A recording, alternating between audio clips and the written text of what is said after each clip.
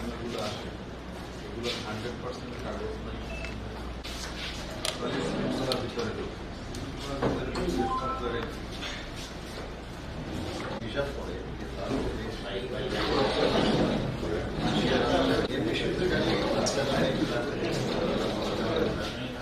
আমি পাচ্ছি না। সাংবাদিক বন্ধুগণ, আপনারা জানেন যে আমরা দেশে বিদ্যমান রাজনৈতিক পরিস্থিতি নিয়ে আমাদের যারা আন্দোলন সংগ্রামের সাথী তাদের সাথে ধারাবাহিকভাবে আমরা আলোচনা করে চলেছি। ইতিপূর্বেও বেশ কয়েকটি রাজনৈতিক দলের সঙ্গে আমি কথা বলেছি। আমার যে টিম, সেলিমা আপা, আব্দুল ওয়াল মিন্টু সাহেব এবং শাহজাহান সাহেব, এই টিম আমরা কথা বলেছি। আজকেও আমরা বাংলাদেশ লেবার পার্টির সঙ্গে আলোচনা করেছি। আমাদের মধ্যে দীর্ঘ আলোচনা হয়েছে, বিস্তারিত আলোচনা হয়েছে, বিভিন্ন বিষয়ে আলোচনা হয়েছে।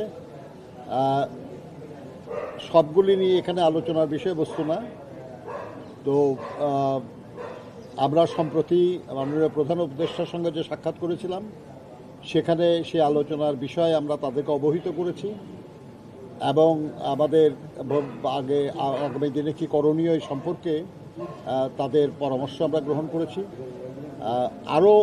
আরও কিছু রাজনৈতিক দলের সঙ্গে আমাদের আলোচনা হবে, যেমন আজকেই খানিকক্ষণ পরেই সমমনা জোট বেশ কয়েকটি রাজনৈতিক দলের সমন্বয়ে গঠিত, তাদের সঙ্গে আমরা বসবো, আলোচনা করব, আপনাদেরকে জানাবো। ইতিমধ্যে আমাদের আরেকজন সহকর্মী আমির খসরু মাহমুদ চৌধুরী সাহেবের নেতৃত্বে অন্যান্য দলের সঙ্গে আলোচনা হচ্ছে, তারাও আপনাদের সঙ্গে কথা বলেছেন।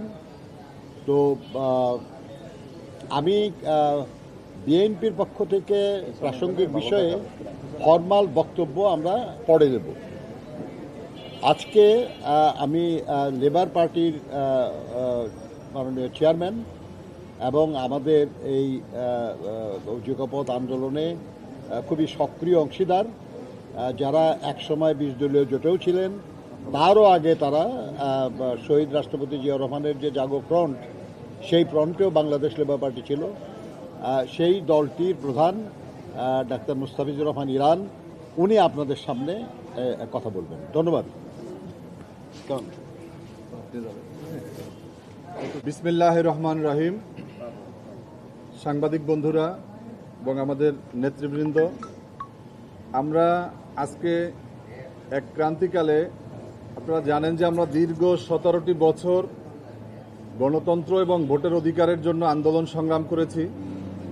আমরা বিগত 5ই আগস্ট ছাত্র গণ অভ্যুত্থানের মধ্য দিয়ে বাংলাদেশের সমস্ত রাজনৈতিক, সামাজিক, সাংস্কৃতিক সকল মানুষের মিলন মেলায় আমরা একটা গণ অভ্যুত্থান করেছি এবং আজকে এই সরকার বিগত প্রায় 8 মাস যাবৎ তারা দায়িত্ব পালন করছেন। ডক্টর মোহাম্মদ ইউনূসকে আমরা যারা গণতন্ত্রকামী রাজনৈতিক দল, আমরা সবার সম্মতিতেই তাকে এই দায়িত্ব প্রদান করেছি। এজন্য তার কাছে আমাদের প্রত্যাশাও অনেক। তিনি আমাদেরকে একটি সুন্দর, সুষ্ঠু, গ্রহণযোগ্য একটি নির্বাচন উপহার দিবেন, এটাই আমরা তার কাছে প্রত্যাশা করি। আপনারা জানেন যে অন্তর্বর্তীকালীন সরকার একটা স্বল্প সময়ের সরকার, একটা বিশেষ সময়ের জন্য বিশেষ সন্ধিক্ষণে গঠিত হয়। ডক্টর মোহাম্মদ ইউনূসের মতো একজন ব্যক্তি, আন্তর্জাতিক ব্যক্তিত্ব, তিনি দায়িত্ব নেওয়ায় বাংলাদেশের ভাবমূর্তি আরও উজ্জ্বল হয়েছে। তেমনি আমাদের প্রত্যাশার জায়গাটাও অনেক বড় হিসাবে আমরা ধারণ করি। আমরা মনে করি যে তিনি একটি সুষ্ঠু, গ্রহণযোগ্য নির্বাচন দিয়ে তারপর দেশের মানুষকে ভোটের অধিকার ফিরিয়ে দিবেন। আমরা এর আগে ঐক্যমত্য কমিশনের সাথে বৈঠক করেছি। সেখানে আমরা সংস্কারের ব্যাপারে তাদের বিভিন্ন প্রশ্নের জবাব দিয়েছি। আপনারা জানেন যে বাংলাদেশ জাতীয়তাবাদী দলের ভারপ্রাপ্ত চেয়ারম্যান দেশনায়ক তারেক রহমানের নেতৃত্বে আমরা 2023 সালে জুলাই মাসে 31 দফা রূপরেখা জাতির সামনে উপস্থাপন করেছি। যখন এই কোটা সংস্কার আন্দোলন তথা এই গণ অভ্যুত্থানের যে ছাত্রদের আন্দোলন তা শুরু হয়নি, আমাদের এক দফা তখনও চলছে, যখন ছাত্ররা কোটার দাবিতে রাস্তায় নেমেছে। তেমনিভাবে আমাদের দাবি হচ্ছে যে আগামী ডিসেম্বরের মধ্যে একটা রোডম্যাপ এই সরকারকে প্রণয়ন করতে হবে এবং এদেশের মানুষ প্রত্যাশা করছে যে এই ডিসেম্বর মাসের মধ্যে যদি একটা রোডম্যাপ দেওয়া হয়, নির্বাচন দেওয়া হয়, এই নির্বাচনটাই আমাদের প্রত্যাশিত দীর্ঘ 17 বছরের ভোটের অধিকার হারা মানুষগুলো তারা ভোটের অধিকার প্রয়োগ করবে। আপনাদের সবাইকে ধন্যবাদ। একটা সাতটা নিউজ সামনে একটু যেন জানতে চাওয়া বিএনপি যে 31 দফা দিয়েছে সংস্কার ইস্যুতে, এখন ঐক্যমত্য কমিশনে অনেক বিষয় নিয়ে বিএনপির সাথে দ্বিমত হচ্ছে। বিশেষ করে প্রধানমন্ত্রী ক্ষমতা দুইবারের বেশি হতে পারবে না, আপনারা বলছেন বিরোধী দিক থেকে দুইবার হতে পারবে। বিএনপি কি 31 দফা থেকে সরে যাচ্ছে? না, ঠিক আছে, ঠিক আছে। হ্যাঁ, ব্যাপারটা হচ্ছে এখানে কোনো সরাসরি তো কোনো ব্যাপার নাই, ওটা আমাদের প্রস্তাব। সংস্কার কমিশনের পক্ষ থেকে যে প্রস্তাব এসছে সেই প্রস্তাব, সেখানের ব্যাপারে আরও বিভিন্ন রাজনৈতিক দল, বিভিন্ন সংগঠন তারা তাদের মতামত ব্যক্ত করেছে। এই নিয়ে এখনো কোনো ঐক্যমত্য প্রতিষ্ঠা হয় নাই। আমরা বলেছি যে পরপর দুইবারের বেশি কেউ প্রধানমন্ত্রী থাকতে পারবে না। এই থাকতে পারবে না এই শব্দটা এর আগে কিন্তু কেউ উচ্চারণ করে নাই। আমরা বলছি পরপর দুইবারের বেশি না। আর কিছু প্রস্তাব আসছে যে দুইবারের বেশি না, তফাৎটা এই আর কি, তাই না? এই নিয়ে আলোচনা হচ্ছে, এই নিয়ে কোনো কনক্লুশন এখনো হয় নাই। আমরা কাজে এই নিয়ে সরে যাওয়ার কোনো প্রশ্ন আসে নাই এখনো। আর একটা জিনিস আপনাদেরকে বলি, 31 দফা কর্মসূচি যখন আমরা ঘোষণা করেছিলাম তখন আমাদের নেতা জনাব তারেক রহমান বলেছিলেন যে আমাদের এই 31 দফার ভিত্তিতে এর চেয়ে ভালো কোনো প্রস্তাব, কোনো বিষয় যদি কারো থাকে তাহলে সেটা আমরা বিবেচনা করব। তা আমরা এটা দেখব যে যদি এর চেয়ে ভালো প্রস্তাব কেউ দেয় এবং সেটা যদি আমরা মনে করি যুক্তিসঙ্গত, অধিকতর যুক্তিসঙ্গত এবং দেশ এবং জনগণের জন্য অধিকতর কল্যাণকর, সেটা গ্রহণ করাই তো আমাদের 31 দফা থেকে বিচ্যুত হওয়ার ব্যাপার নাই। কারণ আমরা তো নিজেই বলেছি যে যদি এর চেয়ে ভালো প্রস্তাব কেউ দেয় তাহলে সে প্রস্তাব আমরা সাদরে গ্রহণ করব। কিন্তু আমরা এখনো এই ব্যাপারে কোনো কনক্লুশনে আসি নাই, কাজেই এই ব্যাপারে বক্তব্যের কোনো পরিবর্তন হয় নাই। বৈঠক করছে সবাই বলছেন এবং আপনারা আমরা কভার করতে গিয়ে দেখেছি যে আপনারা বলছেন সবাই একমত ডিসেম্বরের মধ্যে নির্বাচনের বিষয়টি। গতকালকেও আমরা দেখেছি যে আরেকটু সহযোগের সঙ্গে তার বাম দলের কিছু সংগঠনের রাজনৈতিক দল বৈঠক করছেন, সেখানে তারা বলছেন যে ডিসেম্বরের নির্বাচন চায়। বাধাটা কোথায় ডিসেম্বরের মধ্যে নির্বাচন? আমাদের বিবেচনায় তো কোনো বাধা দেখি না। আমাদের বিবেচনায় আমরা ডিসেম্বরের মধ্যে নির্বাচন হতে কোনো বাধা দেখি না, কারণ নির্বাচন কমিশন বলেছে তারা জুন মাসের মধ্যে রেডি হয়ে যাবে। আমরা দেখছি ঐক্যমত্য কমিশন বলছে মে মাসের মাঝামাঝি সময়ের মধ্যে তারা বিভিন্ন রাজনৈতিক দলের সঙ্গে আলোচনা ক্রমে একটা মোটামুটি একটা জায়গায় পৌঁছবে যেখানে একটা জাতীয় সনদ প্রস্তুত করা সম্ভব হবে। তো তাহলে প্রয়োজনীয় সংস্কার শেষে নির্বাচন অনুষ্ঠানের জন্য ডিসেম্বরের বেশি অপেক্ষা করার কোনো কারণ আমরা দেখি না। কাজেই এই ব্যাপারে যদি কেউ অন্য মত পোষণ করে তাহলে তাদেরকে যুক্তি দিয়ে বলতে হবে যে কেন এর চেয়ে বেশি সময় দরকার। সরকার তো বলছে ডিসেম্বর থেকে জুনে, এরপরে কেন রোডম্যাপটা দরকার?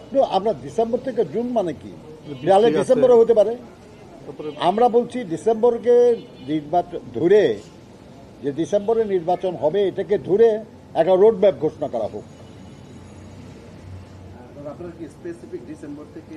ডিসেম্বরকে ধরে না, আমরা বলি নাই সেটা, আমরা বলেছি যে ডিসেম্বরের মধ্যে নির্বাচন হবে এটা ধরে একটা রোডম্যাপ ঘোষণা করা হোক।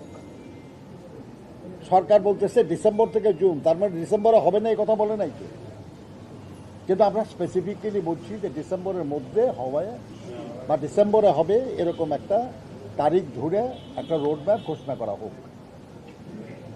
ডিফারেন্স খুব বেশি না তো, না 6 মাস না। আপনি তো সরকার বলে নাই আর কি, যে তারা বলছে জুনের মধ্যে, তারা এই কথা বলে নাই যে জুনে হবে, কাজে 6 মাস না তো। তারা ডিসেম্বর থেকে জুন, তার মানে ডিসেম্বরে হতে পারে। তারা বলছে যা সে কথায় জানুয়ারিতে হতে পারে, তারা যা বলছে তাতে ফেব্রুয়ারিতে হতে পারে। কাজে আমাদের সঙ্গে তো ডিফারেন্স বহু মাসের না। আমরা শুধু বলছি যে কথাটা এইভাবে না বলে এইভাবে বলেন, ডিসেম্বর থেকে জুন না, আমরা বলছি ডিসেম্বরে হবে, এটা বলেন, এই তো বলেন। জাতীয় নাগরিক পার্টি বলছে যে প্রশাসনের অনেকে বিএনপির হয়ে কাজ করছে, সেই ক্ষেত্রে তারা মৌলিক সংস্কার ছাড়া নির্বাচনে যাবে না। ভাই, যিনি এটা বলেছেন যুক্ত করে- তিনি তো সরকারের মন্ত্রী ছিলেন, উপদেষ্টা ছিলেন। তারাই সব জায়গায় কি বিএনপির লোককে বসাইছেন নাকি? আপনার বিএনপিকে তো প্রশাসন থেকে উৎখাত করা হয়েছে, কোথাও বিএনপির কোনো লোক ছিল না। যারা বৈষম্যের শিকার ছিল, যাদেরকে অন্যায়ভাবে চাকরিচ্যুত করা হয়েছে, তাদের 700-র মতো অফিসারদের, 114 জন সচিব সহ তাদের ভূতাপেক্ষা পদোন্নতি দেওয়া হয়েছে। তাদের মধ্যে একজনকেও কোথাও পদায়ন করা হয় নাই। তাহলে বিএনপির লোককে বসানো হলো কোথায় বলেন? যে নতুন যাদেরকে ভূতাপেক্ষা পদোন্নতি দেওয়া হয়েছে, যদি বলেন যাদেরকে বঞ্চিত করা হয়েছে, যাদেরকে চাকরিচ্যুত করা হয়েছে, তাদের একজনকেও যদি পদায়ন করা হতো কোনো অফিসে, তাহলে না বলতে পারতেন যে বিএনপির লোককে বসানো হয়েছে। কিন্তু হয় নাই তো, একজনকেও হয় নাই। কাজে এই কথার যুক্তিটা কি, ভিত্তিটা কি? আপনারা কেউ বললে তাকে জিজ্ঞাসা না করে আমাদের কেন জিজ্ঞাসা করেন? আপনারা জানেন না এসব? তাহলে এটা আপনারা তাদেরকে জিজ্ঞাসা করেন না কেন? আই এম সরি, আমাদেরকে জিজ্ঞাসা করে কেন কষ্ট দেন ভাই? Thank you. আমরা এই দাবির জন্য আমরা একটা প্রস্তাব রেখেছি ভাই, একটু আমরা একটা প্রস্তাব রেখেছি যে একটা কনভেনশন করার জন্য, যে একটা জাতীয় কনভেনশনের মতো একটা প্রস্তাব করেছি লেবার পার্টির পক্ষ থেকে। আর বিএনপির কাছে এটা বিবেচনা